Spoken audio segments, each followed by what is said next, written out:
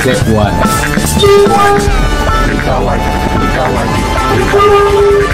Edit Pro. Sounds beyond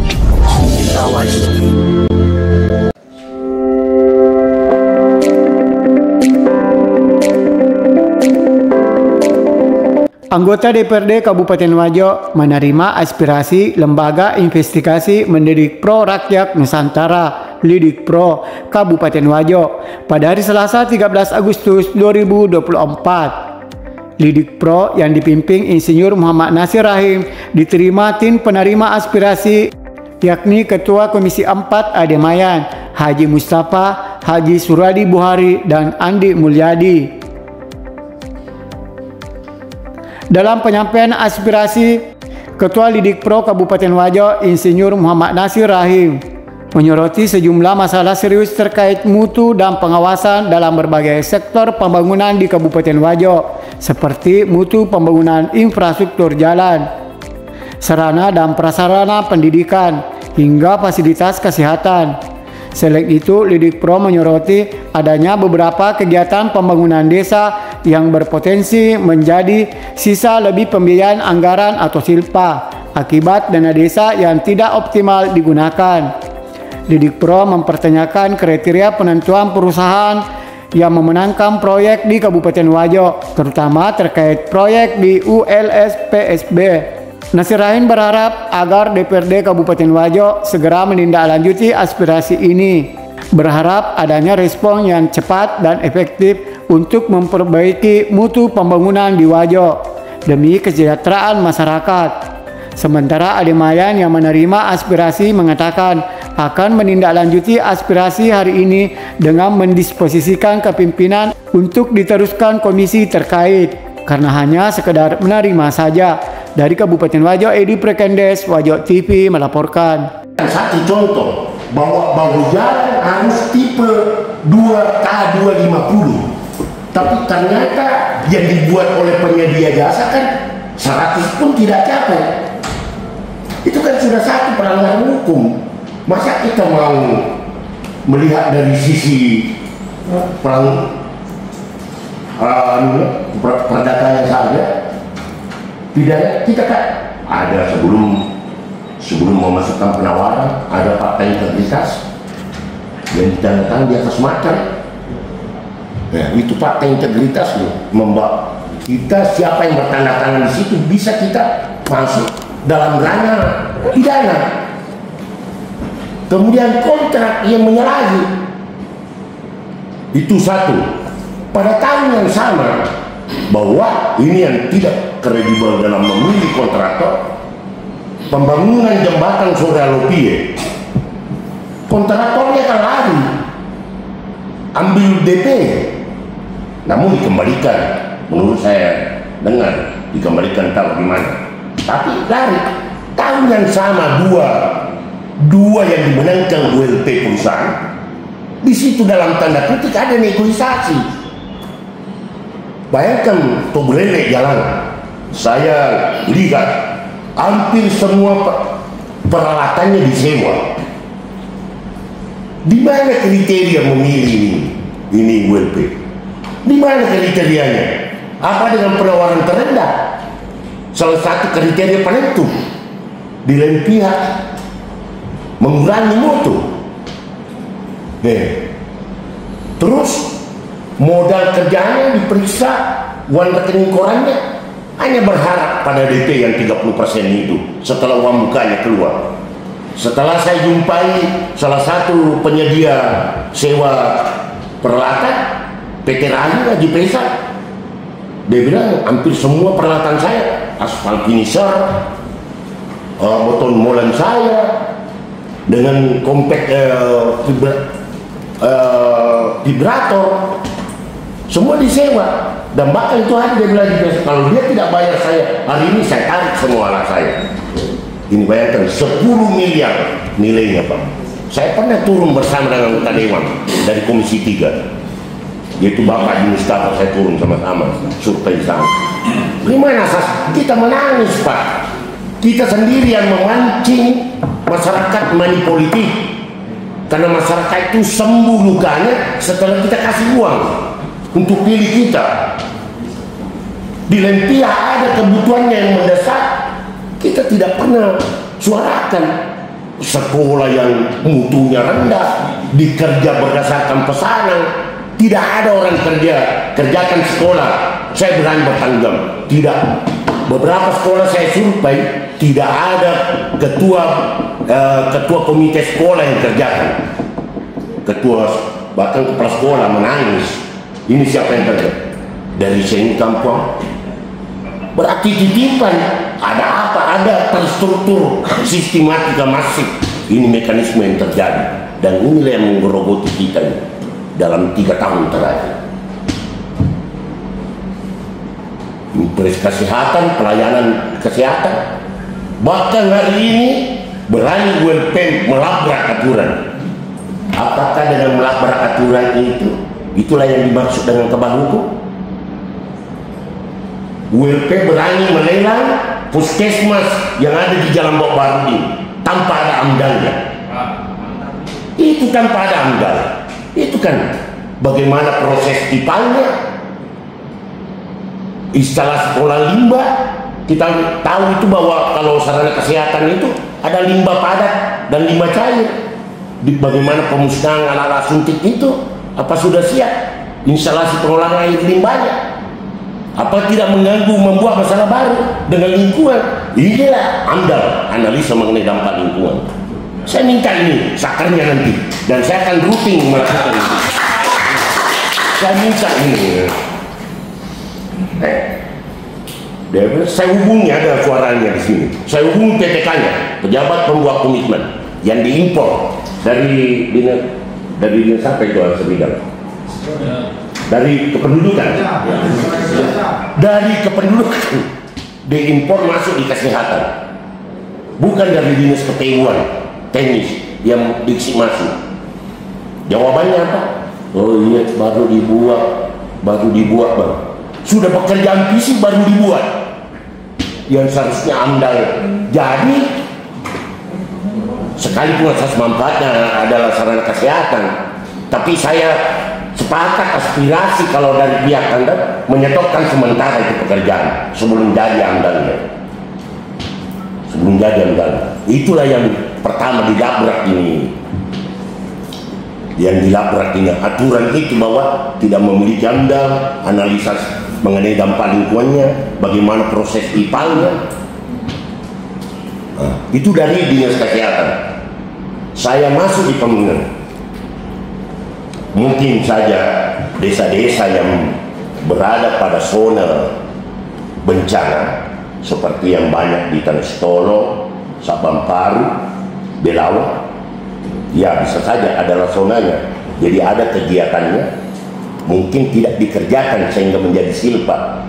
Tapi itu tugasnya Bandes mengedukasi. Ini bulan 8 adalah bulan sesuai jadwal, sinkronisasikan masalah. Bila ada kegiatan yang tidak bisa dilaksanakan, bisa dilakukan perubahan. Inilah edukasi ini yang tidak dilakukan. Ataukah memang dalam tanda kutip ada permainan, ataukah ada sehingga menjadi silpa berkelanjutan. Masa ada silpa sampai 400 juta?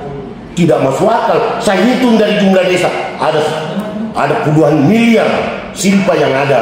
Itu kita tutup mata itu Pak, terjadi. Dan perlu saya sampaikan, ada juga desa yang bagus-bagus juga laporannya. Saya lihat hanya 5 juta silpanya. Ya oh iya Bang, kami tidak coba lihat. Saya lihat silpanya 5 juta. Dan saya pelajari desa-desa yang mengalami silpa di atas ini, pola hidup konsumtifnya lebih tinggi. Bahkan ada pemain judi. Ini informasi yang saya tidak bisa pertanggungjawabkan, tapi itu informasi bahwa memungkinkan imbas daripada ini. Saya minta juga apresiasi DPR melalui pejabat bupati bersurat ke BPD, periksa itu rekening kas desa. apa benar silpa itu ada tersimpan di situ. Jangan sampai hanya sesuatu yang permainan, bahwa silpakan saja kalau memang nanti kau bayar per tahunnya itu untuk menutupi utangmu itu. Itulah silpa, dia bilang berkelanjutan. Tapi sebenarnya adalah penyimpangan yang berkelanjutan. Saya tidak penyimpangan yang berkelanjutan. Dan saya ini khusus untuk desa, saya mengajak kepada Dewan, panggil Bupati, DP kan ini khusus silpa yang kita prihatin. Desa itu sangat membutuhkan anggaran, dan kita berlakukan itu. Kenapa tidak berlakukan bahwa pemerintah desa yang tidak mampu menyerap anggaran sampai sekian persen, kurangi untuk tahun depannya, kita berikan kepada desa yang lebih yang tinggi penyerapannya. Ini supaya saya tidak menjustis semua desa, tapi ada desa yang lebih rasional dalam pengolahan APBN ini. Kita jangan terlena, Pak. Artinya ini yang saya apresiasi, dan saya harap teman-teman dari DPR RDP kan rapat dengar pendapat kan ini bila hadirkan Bupati. Dan Bupati, saya minta penyampaian Bupati sebagai orang pejabat Bupati independen bersurat ke BPK untuk melakukan pemeriksaan kepala desa yang di atas 100 silpanya. Itu saya akan melakukan. Ini langkah pertama saya tidak terlalu, tapi saya akan mengajak semua LSM di Kabupaten Wajo ini akan masuk ke Bupati, memberikan bahwa kiranya pejabat Bupati bersurat ke wilayah 6 perwakilan Makassar BPK untuk diperiksa ini desa yang di atas silpa, di atas 100. Itu yang kemudian dari itu tadi, bahwa yang keladi daripada persoalan ini adalah ULP. Saya bilang ULP unit layanan pelelangan, karena dialah punya hak prerogatif. Saya duga karena ketika tidak ditangani oleh penentu, maha penentu, kita tahu sendiri itu maha penentu siapa yang menentukan pemenang, tidak diintervensi itu dua ruas, maka ULP yang melakukan negosiasi dengan kontraktor itu bahwa saya siap menangkan kamu. Terbukti ketika kualitas pekerjaan itu sangat rendah, dan asas manfaatnya, asas semua tidak dimanfaatkan. Masyarakat begitu lewat saja, tidak 1 tahun pun itu bahu jalannya sudah ditumbuhi rumput. Kasihan, ada yang lebih duluan dengan kaya yang sama tipe K250, K250 tetap masih bagus, yaitu ruas ini pekerjaan dalam provinsi yang dikerjakan PT Raya, yang terakhir di Tampangan, Solo Jampu itu ruas Solo Jalan Negara itu belum ada tumbuh rumput di atas. Ini belum cukup sebulan karena dia di PHO itu menyeberang di tahun anggaran ini Tobulele sudah ditumbuh rumput, baik kan menyeberang di tahun anggaran. Nah, inilah yang ada permainan di tingkat ini. Ini kita sementara berteriak hanya uang rupiah, tukang parkir ini sementara kecolongan. Ini konsultan pengawas dibayar ratusan juta, tidak efektif. Buktinya kualitas pekerjaan. Saya minta juga seret ini juga tim PHO yang menjustis pekerjaan 100%, karena dia bertanda tanya. Betul itu. Seret juga itu. Betul. Seret juga itu. Dia bertanda tangan menyerahkan itu hasil pekerjaan.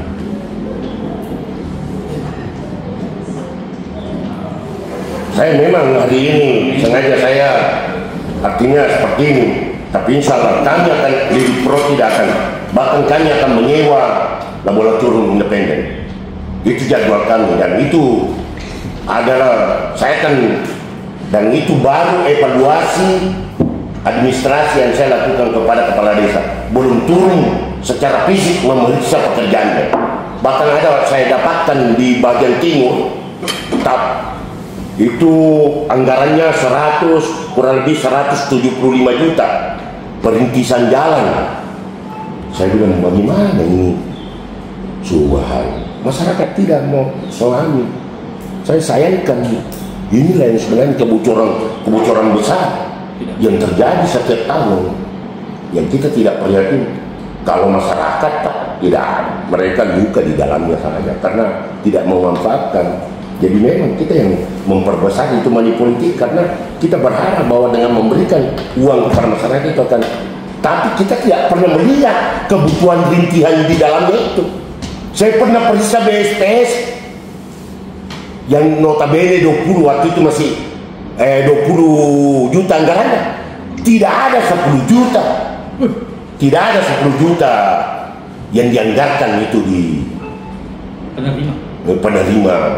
Ini karena tidak masuk dalam agenda, mohon maaf saya tidak terlalu urai, tapi di dalam catatannya di Pro ada semua. Kami tidak buka. Biasa teman banyak minta mana ini data, kami tidak buka karena tidak punya potensi untuk, kami tidak buka. Tapi kami akan suatu waktu, karena ini sudah dijadwalkan secara rutin, ini kegiatan nantinya berkelanjutan.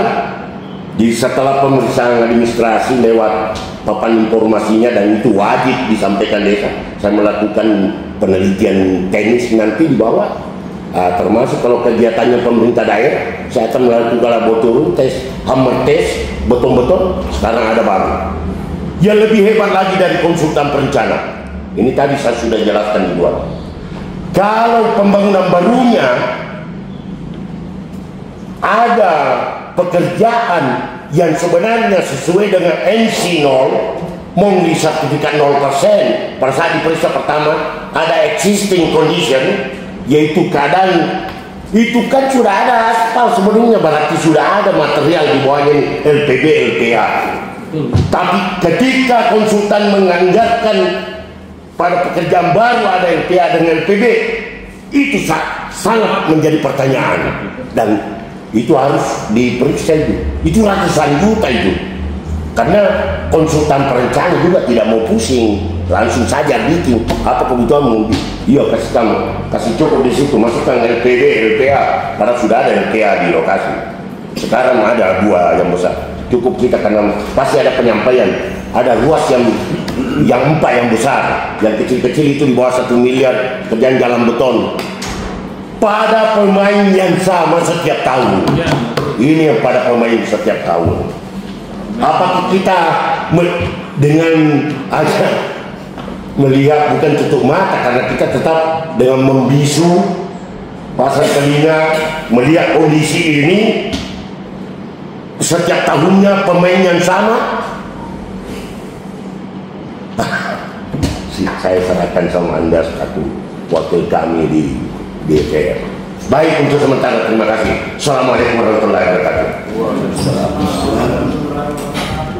Baik, ini dari 4 poin tuntutan dari ini ada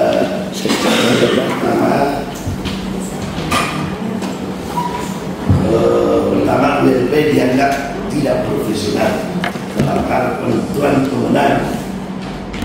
Tapi Bang Ucok, apa yang menyebabkan sampai Bang Ucok ke gedung DPRD Wajo ini melakukan aspirasi? Kalau boleh saya tahu, permasalahan apa yang dibawa ini? Baik, terima kasih. Assalamualaikum warahmatullahi wabarakatuh. Kami sebagai Ketua Lidipro DPD Kabupaten Wajo melakukan aspirasi terkait dengan pembangunan beberapa infrastruktur yang kami meragukan, baik dari segi kualitas proses pembangunannya, pengawasannya dan perencanaannya masih sangat minim, sehingga kami merasa prihatin dari Lidipro akan mengagendakan ini sesuai dengan amanat dari DPP kami, bahwa aspirasi seperti ini akan menjadi agenda rutin, khususnya nantinya kami laksanakan seperti melakukan pemeriksaan fisik, mewakili masyarakat, evaluasi pekerjaannya di desa, karena kita melihat bahwa ada desa juga yang penyerapan anggarannya itu normal saja, sehingga silpanya itu agak rendah di bawah 10, tapi di lain pihak ada yang bersilpa sampai 100, di atas 100 juta. Inilah yang kami dari Pro meminta kepada instansi yang terkait, dalam tanda kutip, bahwa mungkin ada kegiatannya yang tidak dilaksanakan karena keadaan force mayor. Tapi buat desa yang tidak terkendala dengan force mayor atau kahar, keadaan memaksa, mungkin dalam tanda kutip bahwa kenapa mesti disisa anggarannya, sedangkan desa sangat membutuhkan.